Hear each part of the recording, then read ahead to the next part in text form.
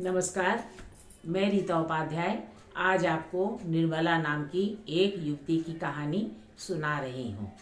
युवती करीब 30-31 साल की थी।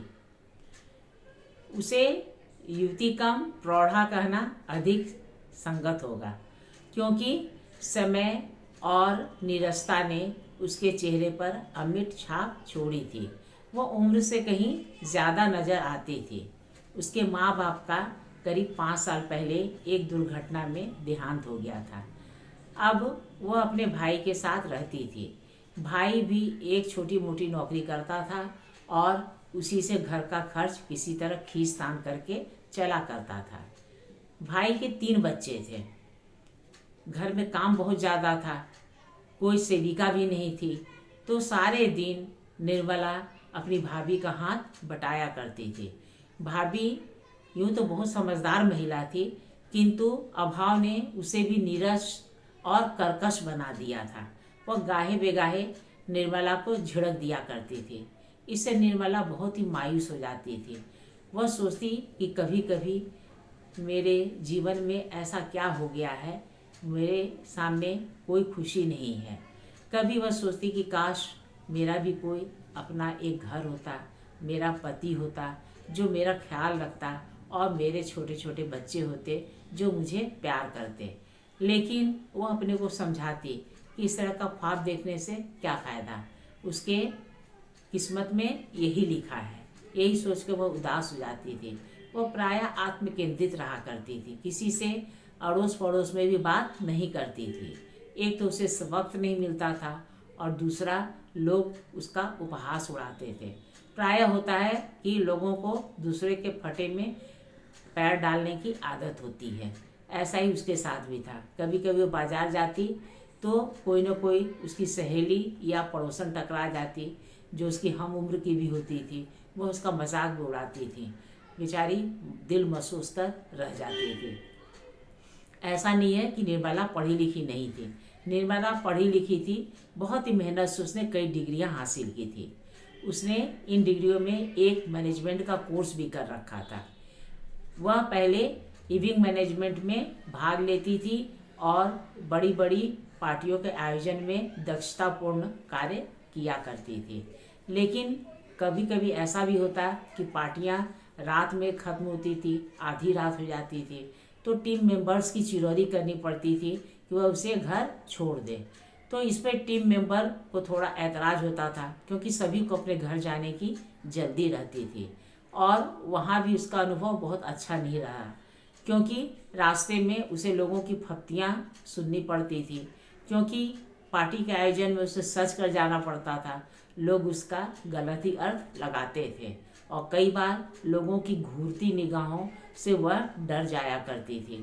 थक हार के उसने नौकरी छोड़ दी।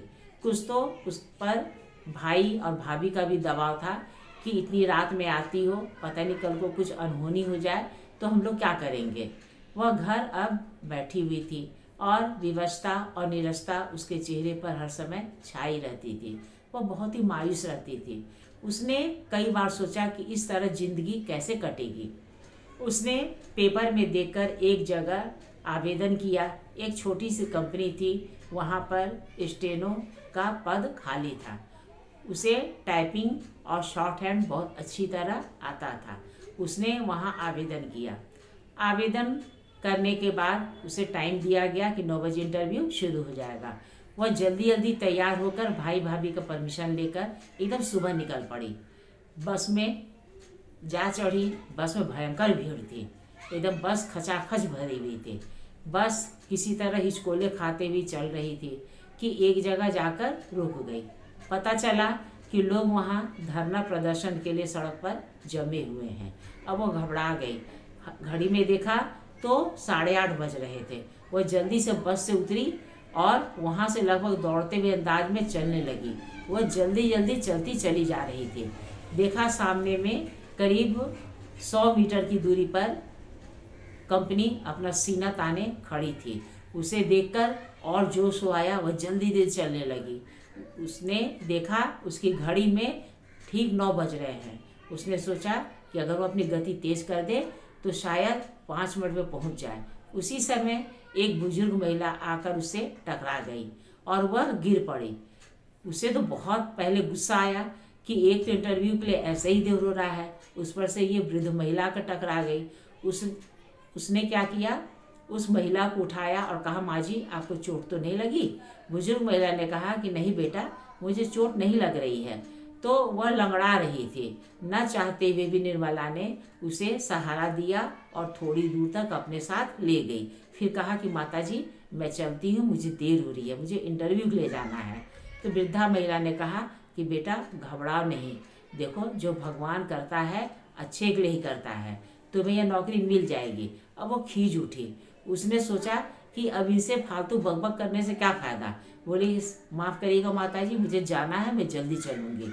वहाँ पे कोई साधन भी नहीं था कि साधन करके जल्दी पहुँच जाती।